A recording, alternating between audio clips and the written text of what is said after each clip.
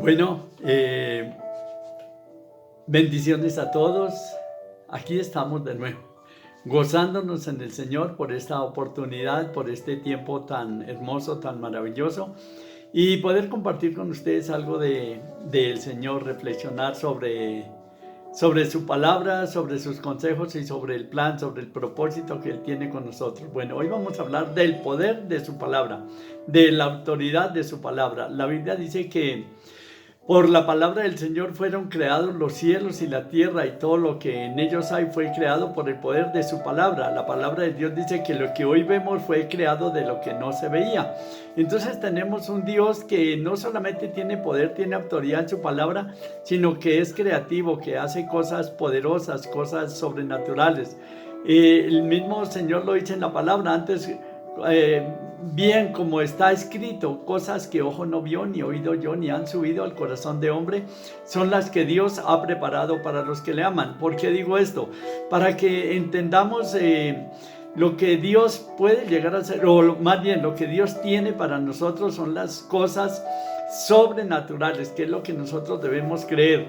Muy bien, cuando el Señor se manifestó en algunas oportunidades a través de algunas personas, yo reflexionaba hoy en la palabra cuando David ve al pueblo de Israel en una opresión, en una situación terrible. Está allí un hombre enfrentando a los ejércitos de Israel, los maltrataba, los humillaba, los insultaba, llevaba días haciendo ese mal. Y llegó David y vio la situación en que estaba el pueblo de Israel, y de inmediato el hombre toma una decisión. Y bueno, no quiero entrar en detalles. A él le convenció a la gente que estaba allí. Los hermanos de él le dijeron: no, usted vino aquí, fue a mirar la guerra, a mirar esto, a mirar este conflicto. Él había ido a llevarles comida que el papá le había mandado a sus otros hijos que estaban allí en la guerra.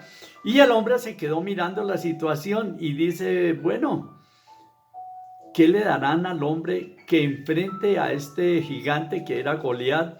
Llevaba ya días insultándolos. ¿Y qué le harán a él? Bueno, que va a ser eximido de impuestos, que se va a casar con la hija del rey, todo eso. Pero él no iba por eso. Él lo que quería era realmente no perder lo que iba a hacer, no perder, digamos de alguna manera, tener una evidencia de lo que había acontecido allí. Y este hombre hace algo.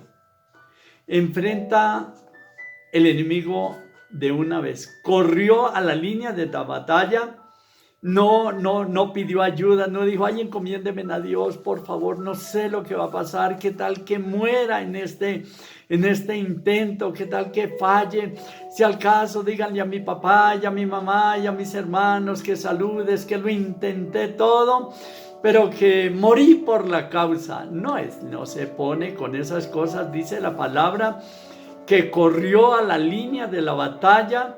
Claro, desafió a ese hombre, lo desafió, corrió a la línea de la batalla, no esperó a que Goliat estuviera allí en la línea de la batalla, sino que él estuvo allí y atacó primero. Bueno, dicen por ahí que el que pega primero pega dos veces, ¿no?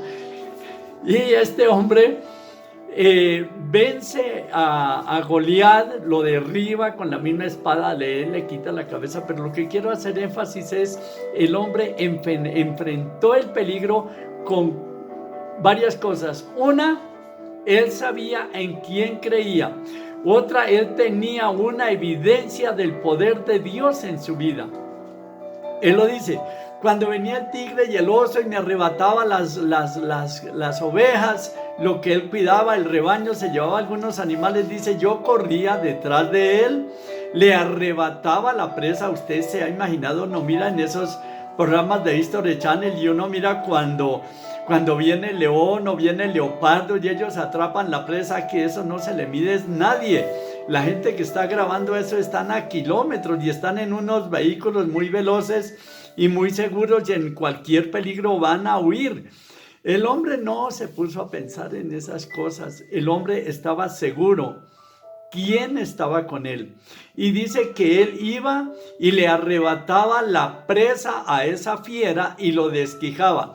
el hombre, y él decía, y él dijo algo: en el nombre de Jehová de los ejércitos, yo venceré a este enemigo. Entonces, ¿qué le digo?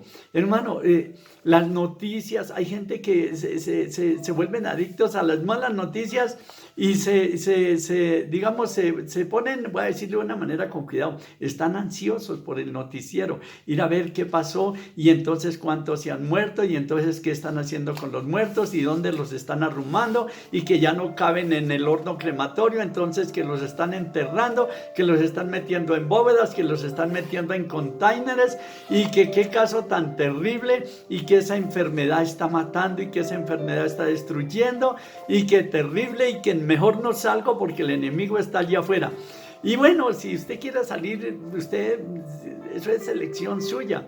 Pero mientras nosotros nos protejamos, sigamos las normas que nos han dicho, no va a pasar nada. ¿Cuál es el miedo? ¿Dónde está entonces el Señor? ¿Dónde está el poder de Dios? ¿Dónde está el Dios que usted cree que dice que hace milagros, prodigios y señales? ¿Cree en ese Dios? Ahora, hay una evidencia de ese Dios, de su poder, del poder de su palabra. Está en la Biblia. Entonces, ¿qué hacer? ¿Cómo creer? Usted dirá, ¿pero a quién le creo? Le creo a los médicos, le creo a la Organización Mundial de la Salud. ¿A quién le creo? Unos dicen que los médicos están confabulados con los gobiernos y que, bueno, una cantidad de especulaciones y cosas y tratan de meterle más miedo a la gente, cada vez más miedo, más miedo, más miedo, más terror. ¿Usted cree que Dios estuvo haciendo eso en alguna parte de la Biblia?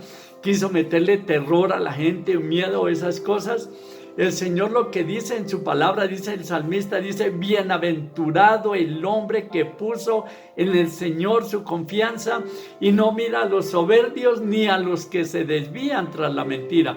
Usted dirá, pero pastor, esto es real, lo que está aconteciendo es real. Sí, es real, pero hay un Dios más poderoso que esa realidad. Hay una verdad por encima de esa verdad. ¿Cuál verdad dirá usted?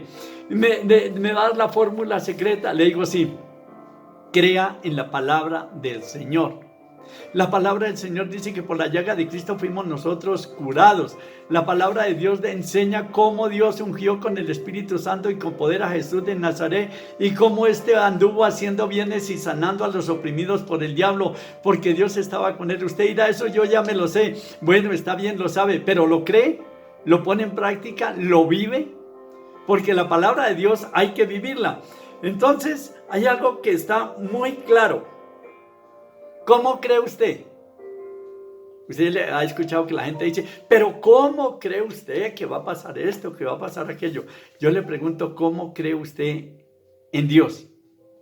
El Señor Jesús, en una fiesta, le voy a tratar de enumerar algunas situaciones, en una fiesta judía, 7 días, y a él estaba allí en esa fiesta, en una fiesta sagrada, una fiesta de lo máximo.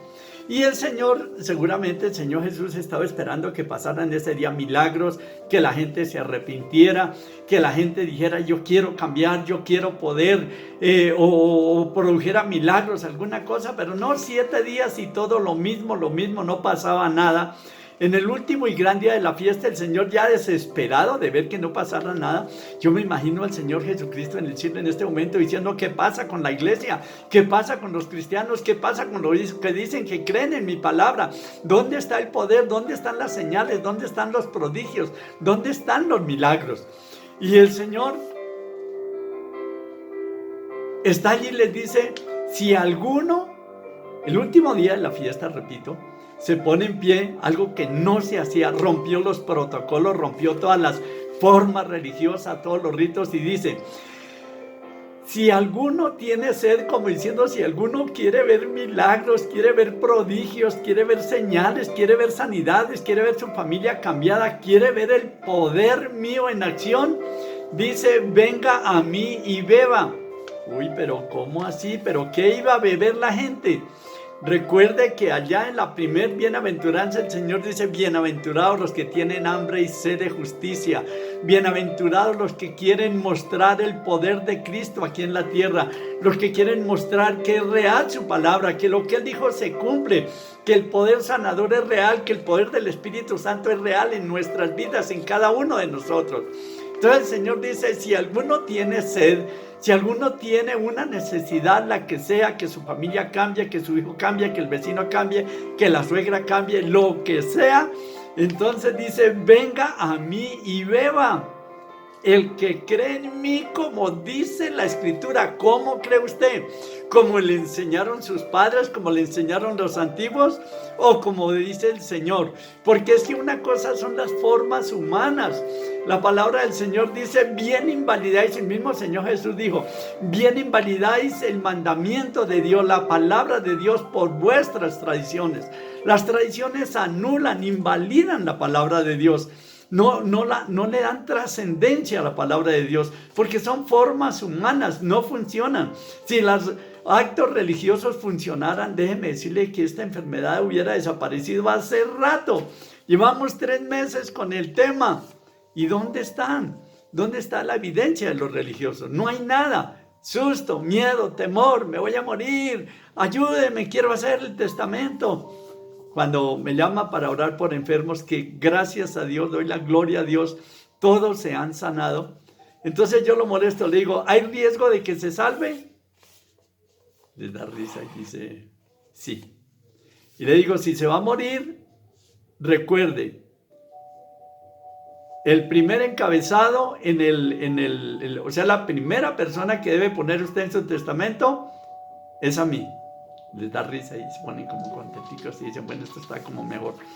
Entonces, el Señor dice allí, el que cree en mí, como dice la Escritura, de su interior, de su boca, brotarán ríos de agua viva. Recordemos, el Señor tuvo que recomendarse a la gente. En San Juan 14:11 dice, creedme que yo soy en el Padre y el Padre en mí. De otra manera, creedme por las mismas obras. ¿Cuáles obras? Hermano, el primer milagro, convertir el agua en vino. Pero ¿qué usó? ¿Qué acto de magia, de algo sobrenatural usó allí el Señor? Su palabra. Él lo único que dijo fue, traigan agua, llenen esas tinajas, la llenaron, llévesela al maestresala, o sea, al jefe de los banqueteros, y el hombre la probó. Los que la llevaron dijeron, no, ¿y ahora qué? Esto es agua, ¿qué va a pasar con esto? Aquí no hay nada. Y el hombre probó el agua y dijo, es el mejor vino. ¿Qué usó allí el Señor? Palabra. ¿Qué más pasó allí? ¿Qué otro elemento hubo allí? Obediencia en los que le oyeron. Esa gente que escuchó no dijo, pero, ¿qué va a pasar si María acaba de decir que se acabó el vino? ¿Y usted qué va a hacer? ¿Les vamos a dar agua? No, nadie dijo nada.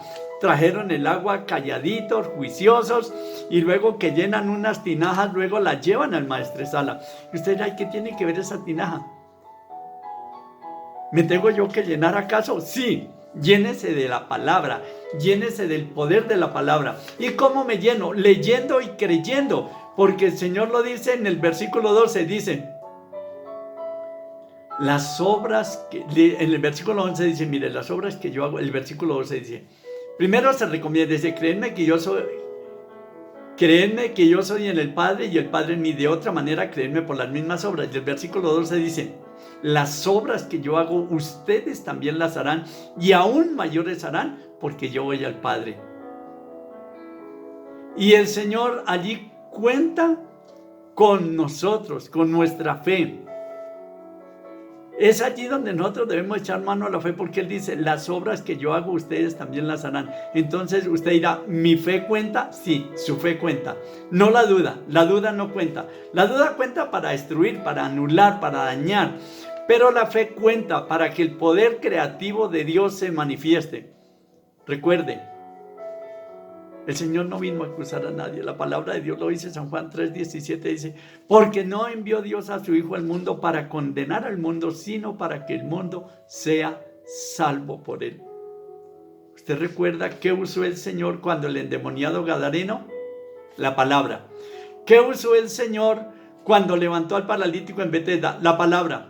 ¿Qué usó el Señor cuando los 4 que llevaron a un paralítico y lo pusieron delante de él?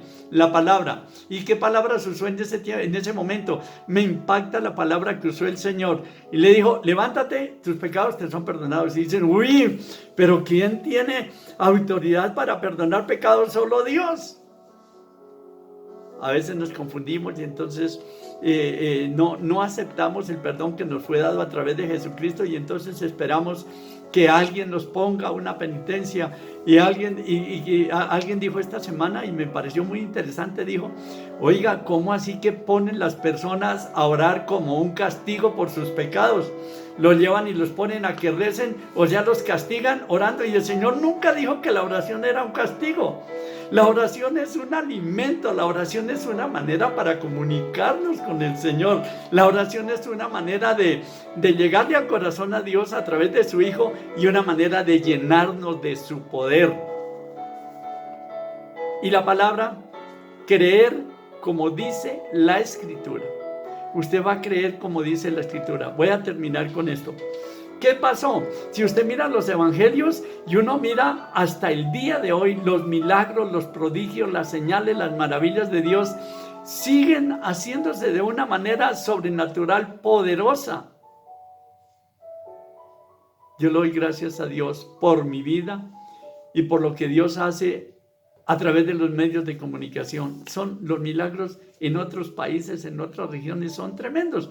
Yo lo único que hago es orar y decirle a las personas lo que tienen que hacer, y el resto lo hace el Señor. Pero la clave de todo esto, para que todo esto se diera y se siga dando, hubo algo en el pueblo de Israel. ¿Se acuerdan cuando Juan Bautista aparece en escena antes del Señor Jesucristo? Y Juan Bautista, ¿qué hacía?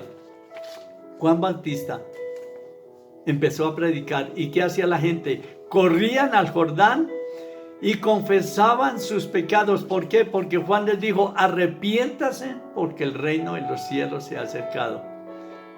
La clave de todo esto es arrepentimiento. La clave de todo esto es volvernos a Dios. La clave de todo esto es aceptar a Jesucristo, reconocer que Él es el Hijo de Dios, reconocer que hemos pecado, que hemos fallado, y que el obstáculo que nos ha hecho daño por años y años, ya ha destruido familias, se ha destruido naciones y muchas cosas, es el pecado. Recuerde, cuando Adán pecó, ¿qué le dijo el Señor? Ahora maldita es la tierra por tu culpa. Nunca Dios dijo, yo voy a maldecir la tierra por culpa suya, no. Dijo por su culpa, por su pecado. ¿Saben? La sociedad, las familias y todos sufren, es por causa del pecado. Hermano, arrepiéntase. Usted dirá, ay, pero ¿qué hago? Me pongo a llorar, me tiro debajo de la cama.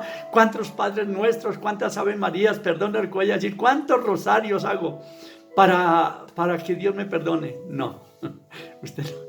La oración no es un castigo, la oración es un deleite. Usted no tiene que hacer nada de eso. Usted lo que tiene es que cambiar la manera de pensar para que cambie su manera de vivir. Reconocer que Cristo pagó por sus pecados, reconocer que necesitamos la ayuda de Él, y que de la única manera que Él nos va a escuchar y nos va a ayudar es si nos arrepentimos y nos volvemos a Él. Por eso la palabra de Dios dice, volveos a mí y yo me volveré a vosotros. ¿Sabe? El Espíritu Santo anhela poseernos a nosotros, tomarnos y llevarnos a la santidad. Recuerde, sin santidad nadie verá al Señor. Y usted dirá, pero ¿cómo me hago santo? A través de Cristo. Él ya pagó por sus pecados, mis pecados, y nos dio este regalo tan grande de pasar a ser hechos hijos de Dios. Le bendigo. Viva en santidad, viva en arrepentimiento, tenga fe, crea como dice la palabra, crea en los hechos sobrenaturales. Pero ¿sabe qué? Vuélvase un osado en la fe. Vuélvase un osado en la fe, vuélvase un osado, un valiente. Corra la línea de batalla. ¿A qué horas? A la madrugada. Levántese a orar, a clamar por el favor de Dios. Tenga tiempo con Dios, tenga tiempo con la palabra. Llénese de la palabra, llénese del poder de Dios a través de la palabra. Los actos religiosos no sirven para nada. Escuchar muchas voces no alimenta mucho a la gente. Escuchan predicadores y predicadores, pero no ponen en práctica nada. Si usted no tiene un tiempo de calidad con Dios, está perdiendo el tiempo. Tenga un tiempo de calidad con Dios. De madrugada, busque al Señor en su presencia. Llénese de la palabra. Cambie lo que tenga que cambiar en su vida. Renuncie a toda forma de pecado. Empiece a practicar lo bueno. y usted verá la maravilla de Dios. No enfermará, los suyos no enfermarán. Créale a la palabra de Dios y usted tendrá una vida de victoria. Usted tendrá una evidencia del poder de Jesucristo en su vida. Le bendigo, Dios le guarde, tenga un gran día, le amo mucho y prepárese para grandes cosas.